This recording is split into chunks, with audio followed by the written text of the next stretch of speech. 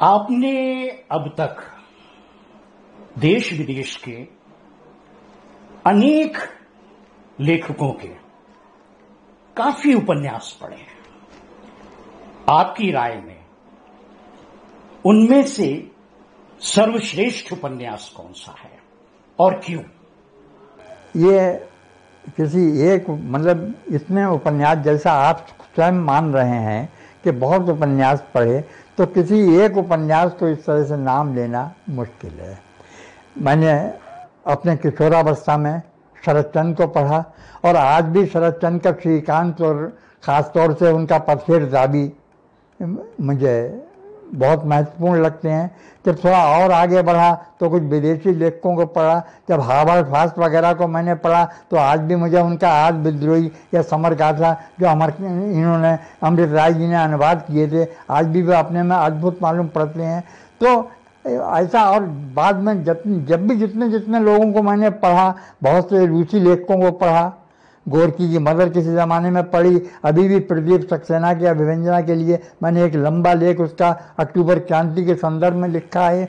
तो इस तरह से एक किसी उपन्यास के बारे में मतलब कुछ कहना, लेकिन कोई अगर नवीन विषय वस्तु के ऊपर होता है, कोई नवीन मतलब समस्या उसके अंदर होती है, कुछ नवीन पात्र उसके अंदर हमें लगते हैं कि वो हिलोरें ले रहे हैं, तो ये सब चीज़ें जो हैं कहीं ना कहीं मुझे प्रभावित करती हैं और ऐसा उपन्यास लंबे समय तक मैं अपने मन में कम से कम संजो के रखना चाहता हूँ। अभी आपने हार्वर्ड फास्ट के स्पार्टकस उपन्यास का जिक्र किया, वाकई एक अद्भुत उपन्यास है। मधेश जी, आपके अनेक समकालीन साहित्यकारों से घनिष्ठ संबंध रहे, लेकिन जहां तक मैं समझ पाया हूं, आपके सबसे ज्यादा घनिष्ठ संबंध कथाकार यशपाल जी से रहे। हम चाहेंगे कि आप उनके व्यक्तित्व और उनके कृतित्व के जो खूबियां हैं उनके बारे में कुछ प्रकाश डालें। यशपाल जी को मैंने जब पढ़ना शुरू किया तो और उनकी रचनाओं के साथ साथ मैंने एक संस्मरण में यशपाल जी वाले जो यशपाल के पत्र में के साथ लंबा संस्मरण है और वही एक तरह से मेरा पहला संस्मरण है, तो उसमें मैंने लिखा है कि अनेक लोगों के उनके बारे में जो अनेक तरह के वक्तव्य थे उन्हें पढ़कर मैं उनकी ओर आकृष्ट हुआ। और जैसे किसी ने उनके दादा कामरेड को, हमारे एक सीनियर साथी थे जिन्हें हम भाई साहब कहते थे, तो उन्होंने बताया कि वो एक डिटेक्टिव उपन्यास है। किसी ने उनके बारे में कुछ, तो मैंने जब उन्हें पढ़ना शुरू किया तो मुझे ऐसा लगा कि उनके बारे में राय वर्चुअली मुझे खुद बनानी होगी। और जब मैंने उन्हें पढ़ा तो मैं शायद 10वीं या 11वीं में रहा हूँगा, लेकिन मैंने उनका सिंहावलोकन मेरे हाथ लगा, उनके और इस तरह के उपन्यास मेरे हाथ लगे। तो ये जो उनका लेखन था वो सबसे पहले मुझे ये पता लगा कि वो एक क्रांतिकारी लेख है। और उन्होंने वायसराय की ट्रेन के नीचे बम विस्फोट किया है और इस तरीके का उन्होंने जो देश की आज़ादी के लिए आजीवन कारावास काटा है। तो ये सारे जो मतलब तत्व थे मुझे यशपाल जी के निकट ले गए, और जब यशपाल जी के निकट मुझे ले गए तो स्वाभाविक रूप से उनके प्रति मेरे मन में एक बहुत ज़्यादा जिज्ञासा बढ़ी और मैंने उन्हें और जितना ज़्यादा पढ़ने की कोशिश की उतना उतना मुझे लगा कि उनसे मुझे निकटता महसूस होती है और उनके मुझे निकट जाकर उन्हें समझने की कोशिश करना चाहिए। जब मैं यशपाल जी का लेखन पढ़ता था और यशपाल जी के मूल्यांकन से मैं रूबरू हुआ, रामविलास जी शर्मा या और लोग ये जो इस तरह से उनकी आलोचना करते थे, या दूसरे लोग थे, चंदबली सिंह थे, इवन अमृत राय भी थे, तो इन सब लोगों को जब मैं पढ़ता था तो मुझे लगता था कि ये यशपाल का लेखन और उनका मूल्यांकन ये दो अलग चीज़ें हैं, इनके दोनों के अलग स्तर हैं। और मुझे सबसे पहले इस मामले में प्रकाश चंद्र गुप्त बहुत ठीक लगे कि उन्होंने कहा कि अब यशपाल ने इतना लिख लिया है और अब उनकी स्थिति इतनी सुदृढ़ है कि वो मतलब सारे थपेड़े जो हैं वो सह सकते हैं। इसलिए अब उनका जो मूल्यांकन है वो ऐसा मूल्यांकन होना चाहिए जो उनके योग्य हो। वर्चुअली जो 62 वाली मेरी टिप्पणी थी, वो 62 वाली मेरी टिप्पणी जो है वो इस परिप्रेक्ष्य में ही लिखी गई थी। और उसी समय 62 में उन्होंने ये जो झूठा सच जो था तब तक ये आ चुका था। इसके 58 में पहला खंड आया और 60 में इसका दूसरा खंड आया।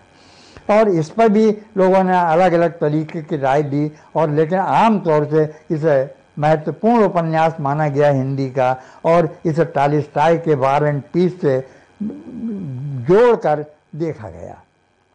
तो ये जो मतलब यशपाल जी का निकटता थी, जब मैं उनसे मिला पहली बार सन 62 में, तो मैंने अपने संस्मरण में लिखा है कि जब मैं गया तो मैं वो वर्चुअली मेरे पिता की उम्र के थे।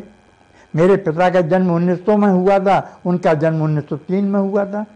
लेकिन जब मैंने सोचा कि मैं उनके पैर छूऊंगा, लेकिन उन्होंने मुझे इसका अवसर नहीं दिया। जब मैंने उनके पैरों की ओर झुका तो उन्होंने हाथ लेके मेरा हाथ मिलाया। जब उनका हाथ मेरे हाथ में आया तो वो बहुत कोमल और मुलायम हाथ लगा मुझे। तो मेरे दिमाग में यही आया, क्योंकि मैं उनकी जिन चीज़ों को पढ़ चुका था वो मेरे दिमाग में कौन थी, और मैंने यही सोचा कि ये वो हाथ है जिसने कभी दिव्या लिखी है, जिसने झूठा सच लिखा है, और सबसे ज़्यादा जिसने वायसराय की ट्रेन के नीचे बम रखा है। तो ये जो मतलब यशपाल के प्रति मेरा एक लगाव था। हालांकि अष्ट जी ने अपने एक पत्र में इसे, या अपने एक प्रतिक्रिया में जो यशपाल के पत्र में उन्होंने जाहिर की थी, इसमें उन्होंने थोड़ा भावुकतापूर्ण कहा है। लेकिन अगर ये भावुकतापूर्ण है तो मैं समझता हूँ ऐसी भावुकता आदमी को सहारा देती है और उसके लिए आगे बढ़ने का मार्ग तैयार करती है। आपके साहित्यकार मित्रों में एक और बड़े कथाकार थे, हृदयेश जी, जो शाहजहांपुर शहर के थे। उन्होंने बेहतरीन उपन्यास और कहानियां लिखी थी। आपने उन्हें छोटे शहर का बड़ा कथाकार कहा था। लेकिन क्या हिंदी जगत में हृदयेश जी का समुचित मूल्यांकन इसीलिए नहीं हुआ कि वो एक छोटे शहर से थे और साहित्यकारों के किसी भी गुट में नहीं थे? हृदयेश जी के साथ में ये बात आंशिक रूप से बिल्कुल सच है। लेकिन हृदयेश जी, मैं अभी एक मेरा लेख उनके ऊपर, मैंने एक लंबा लेख लिखा है जो परकथा में आने वाला है, और वो लेख मैंने उनकी जो 50 साल की रचना यात्रा है उसे कवर करते हुए लिखा है। उस लेख को मैंने उसका उपशीर्षक ही लिया है, एक लेखक का उसके शहर से रिश्ता, या उसके शहर में उसकी क्या भूमिका थी। उस लेख में मैंने विस्तार से लिखा है कि उपन्यास वर्चुअली हृदयेश जी का अपना चुनाव नहीं था।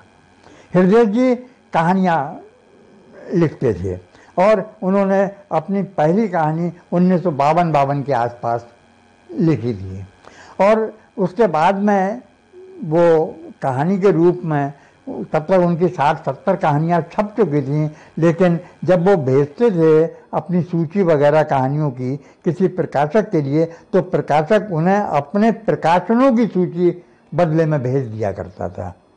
इसी स्थिति में एक बार 60 के दशक में वो कानपुर में एक कहानी सम्मेलन था, उसमें वो गए, और उस कहानी सम्मेलन में शैलेश मटलानी से उनका मुलाकात हुई। शैलेश मटलानी से जब उनकी बातचीत हुई, बड़ी आत्मीयता से वो उनसे पेश आए, और शैलेश मटलानी ने उन्हें सुझाव दिया कि आपने इतनी कहानियाँ लिखी हैं, इतनी महत्वपूर्ण कहानियाँ लिखी हैं, लेकिन मैं समझता हूँ कि आपको एक उपन्यास लिखना चाहिए, और उपन्यास के लिखने के बाद आपको प्रकाशक मिलना आसान होगा, और जब प्रकाशक आपको मिल जाएगा तो आपको उन उपन्यासों का प्रकाशक ही नहीं, इन कहानियों का प्रकाशक भी मिल जाएगा। और ये सोच के ही हृदयेश ने अपना पहला उपन्यास गांठ सन 71 में लिखा। छोटा सा उपन्यास था, लेकिन वो बताते थे हमारी पत्राचार में भी इस बात का उन्होंने कि मैं डरता था कि उपन्यास ये पूरा भी होगा या नहीं। कहानी पूरी करना आसान था, लेकिन एक उपन्यास भले वो 100-125 पन्ने का हो, लेकिन उसे पूरा करना मुश्किल था। लेकिन उन्होंने उसे पूरा किया और अंततः वो उपन्यास छपा। वो उनके अपने ही जीवन प्रसंगों के ऊपर, उनके ही अपने आसपास के पात्रों के ऊपर, स्वयं अपने ऊपर वो उपन्यास केंद्रित था और एक बहुत निम्न मध्यवर्गीय समाज का जो चित्रण, उसकी समस्याएं और उसकी जो विद्रूपताएं उन्होंने उसमें अंकित की, वो अपने में काफी प्रभावशाली बनी। इसके बाद हत्या और दूसरे उपन्यास। हृदय जी इस बात के अद्भुत उदाहरण है कि किस प्रकार कोई आदमी अपनी जो सीमाएं हैं, उन सीमाओं के लिए वो अपनी शक्ति में बदल सकता है। हृदय जी ने अपनी आत्मकथा या आत्मकथा में लिखा है कि वो दिल्ली भी बहुत दिनों बाद, जब काफी उनकी उम्र हो गई, तब वो दिल्ली जा पाए। ना उन्होंने समुद्र देखा था, ना उन्होंने पहाड़ देखा था, ना उन्होंने कोई बड़ा शहर देखा था। उन्होंने जो कुछ भी देखा था शाहजहांपुर देखा था। तो उस शाहजहांपुर को किस तरीके से उन्होंने उसके रूप बदल बदल के, उसके पात्रों को चुन चुन के उन्होंने अपना काम चलाया और किस प्रकार वो उस छोटे शहर के एक बड़े लेखक के रूप में अंततः हमारे सामने आते हैं, ये एक तरह से उनके कलाकार का एक बहुत बड़ा बड़प्पन था। आपकी एक पुस्तक है स्त्री की दुनिया, जिसमें आपने मन्नू भंडारी, उषा प्रियंवदा, नासिरा शर्मा और अन्य कई लेखिकाओं के रचनाकारों का मूल्यांकन किया है, जिसमें आपने स्त्री के अस्तित्व, उसकी अस्मिता, उसके संघर्ष और उसकी गरिमा के संबंध में जो बातें कही गई हैं, उनका पुरजोर समर्थन किया है। लेकिन उसी स्त्री की दुनिया में आज ऐसी कई लेखिकाएं हैं जिन्होंने स्त्री देह को आधार बनाकर काफी लिखा है और उसके कारण वो काफी चर्चित भी हुई है। जिस खुलेपन के साथ उन्होंने लिखा है और उसकी जो लोगों ने आलोचना की है, उनके लिए उन्होंने मॉरल पुलिस, नैतिकता के ठेकेदार, वर्चस्ववादी मनोवृत्ति वाला कहकर नकार दिया है। क्या आपकी दृष्टि में देह को केंद्र में रखकर उसको, स्त्री को देह तक सीमित कर देने वाली लेखिकाएं क्या स्वयं दिशाहीन नहीं है? ये जो आप जिन लेखिकाओं की ओर संकेत कर रहे हैं, वो लेखिकाएं आमतौर से मुझे लगता है कि राजेंद्र यादव के हंस में दीक्षित लेखिकाएं हैं। और ये जो इस तरह की लेखिकाएं हैं वो उन्होंने लिखा, लेकिन जैसे हमने मैत्रेयी पुष्पा के उपन्यास चाक पर लिखा, तो मैं समझता हूं आज भी चाक मैत्रेयी पुष्पा के उपन्यासों में शायद सर्वश्रेष्ठ उपन्यास है। और भी इस तरह के उपन्यास हैं, जयश्री राय वगैरह थी और भी हैं। जयश्री राय को भी हमने पढ़ा और हम चाहते भी थे, लेकिन हम नहीं लिख पाए। लेकिन बाद में मैंने उनका एक उपन्यास दर्जा पढ़ा, जो मतलब मुझे लगा कि वो बहुत महत्वपूर्ण उनका उपन्यास था। ये उन्होंने जो मुस्लिम समाज में स्त्रियों की दुर्दशा का जो चित्रण किया है, वो अपने में अद्भुत है। तो ऐसा है कि उन्होंने लिखा, और ये देहवादी लेखन जो है ये कहीं हमें बहुत दूर तक नहीं ले जाता। और इसमें तो उनके राजेंद्र यादव के अपने घर परिवार के लोगों ने ही इसका विरोध किया। और नंगापन जिसे या खुलापन कहा जाता है, जिसे बोल्डनेस आमतौर से लोगों ने कहा, तो वो बोल्डनेस मतलब इनके यहाँ कृष्णा सोपती के यहाँ कम नहीं है, उषा प्रियंवदा के यहाँ भी कम नहीं है। लेकिन मैं ये आमतौर से मानता हूँ कि स्त्री को सामाजिक संरचना के अंदर और सामाजिक परिप्रेक्ष्य में स्त्री को समग्रता में अंकित करना चाहिए। और ऐसी अगर स्त्रियों ने मतलब कहा है तो मैं उनके प्रस्थान बिंद के रूप में खासतौर से चंद्रकिरण सौंदर्यता का उल्लेख प्रायः करता हूँ, बार बार करता हूँ। और अपने पहले लेख में आलोचना में जो एक लंबा लेख मैंने हिंदी की 14 श्रेष्ठ कहानियों में लिखा, उसमें उनके भी एक कहानी थी जिसमें एक उनकी अद्भुत कहानी थी, छोटे कमीन और बड़े कमीन। तो ये जो मतलब उनका एक सामाजिक परिप्रेक्ष्य था, आडंबर और दिखावे के विरुद्ध था। तो ये जो स्त्री का एक मतलब स्त्री की दुनिया है, स्त्री का जो सामाजिक परिप्रेक्ष्य है, आमतौर से मैं इसे पक्षधर मैं इसका पक्षधर रहा हूँ और मैं इसको महत्व देने के ख्याल से इन लेखताओं को मैंने लिखा। लेकिन ऐसे बहुत से लोग, ममता कालिया हैं, नासरा शर्मा हैं और लोग हैं, और इसीलिए मुझे कृष्णा सोबती या जो भारतीय हिंदी लेखिकाएं हैं उनके मुकाबले में तस्लीमा नसरीन भी मुझे उतनी महत्वपूर्ण नहीं लगी। और उनमें भी मुझे कुछ मतलब जो देहवादी आकर्षण है वो उसमें भी मुझे उन्हें लगता है, और कभी कभी लगता है कि वो जरूरत से ज्यादा मतलब उसकी ओर आकृष्ट होती हैं, और वो उनके कारणों से वो अपनी जो सामाजिक समस्याएं हैं उन समस्याओं को वो थोड़ा नजरअंदाज करती हैं। मजरीश जी, साहित्यिक पत्रिका पहल के संपादक ज्ञान रंजन जी ने आपको हमारे समय का सबसे मौन आलोचक कहा है। आप इतनी ज्यादा खामोशी के साथ काम क्यों करते हैं, और कहीं भी किसी साहित्यिक कार्यक्रम में, सेमिनारों आदि में जाने से प्रायः कतराते क्यों हैं? ये तो मैं ज्ञान रंजन जी का बड़प्पन कहूँगा कि उन्होंने मौन आलोचक कह के एक तरह से मुझे सम्मान दिया या मुझे समझने की कोशिश की है। लेकिन जहाँ तक मौन रह के काम करने का सवाल है, मैं इस बात को मानकर चलता हूँ कि कोई भी रचनात्मक काम आमतौर से मौन रहकर ही किया जा सकता है।